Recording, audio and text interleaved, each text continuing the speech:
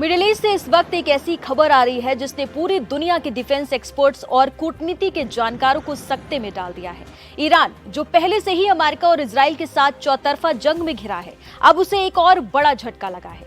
Israel की ओर से यह बड़ा दावा किया गया है कि उसने ईरान की समुद्री ताकत के सबसे बड़े चेहरे यानी IRGC के नौसेना प्रमुख अली रेजा तांगसीरी को एक हमले में मार गिराया है।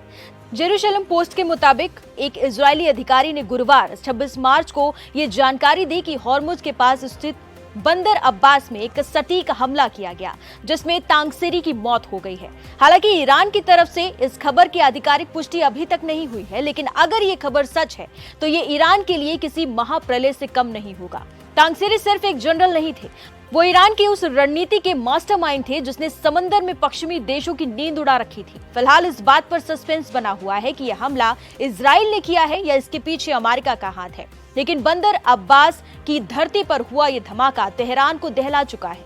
अलीरेजा तांगसीरी अगस्त 2018 से ही ईरान की नौसेना की कमान संभाल रहे थे। उन्होंने ही स्ट्रेट ऑफ हॉर्मुज को दुनिया के लिए एक अभेद किला बना दिया था। आपको बता दें कि ये वही संकरा रास्ता है जहां से पूरी दुनिया का 20% कच्चा तेल गुजरता है।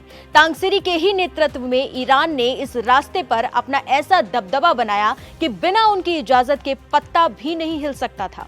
हाल के हफ्तों में तांगसीरी का रुख और भी ज्यादा आक्रामक हो गया था।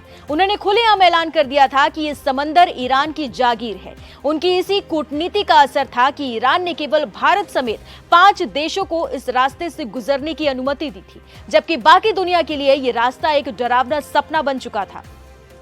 तांगसीरी की मौत का मतलब है ईरान की समुद्री दीवार में एक बड़ा छेद हो जाना, जिसे भरना फिलहाल मुमकिन नहीं दिखता। अभी 2 दिन पहले की ही बात है जब अलीरेजा तांगसीरी ने सोशल मीडिया पर अपनी ताकत का प्रदर्शन किया था। उन्होंने गर्व से बताया था कि उनकी नौसेना ने पाकिस्तान जा रहे एक कंटेनर जहाज सेलिन को हॉर्मुज से वापस खदेड़ दिया है। वजह यह दी गई कि जहाज ने कानूनी प्रोटोकॉल का पालन नहीं किया था। ये तांगसीरी का ही खौफ था कि शिप ट्रैकर पर दुनिया ने देखा कि कैसे एक बड़ा जहाज चुपचाप रास्ता बदलकर वापस लौट गया। बंदर अब्बास, जहां ये हमला हुआ है, वो ईरान का सबसे महत्वपूर्ण नौसैनिक बेस है। वहां घुसकर ईरान के इतने बड़े कमांडर को निशाना बनाना ये साफ करता है कि इजराइल और अमेरिका की खुफिया जानकारी कितनी सटीक थी।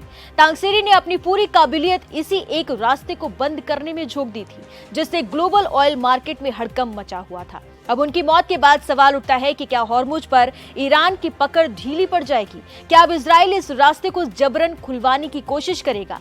समंदर के इस सिकंदर का अंत मिडिल ईस्ट की जंग की पूरी कहानी बदल सकता है।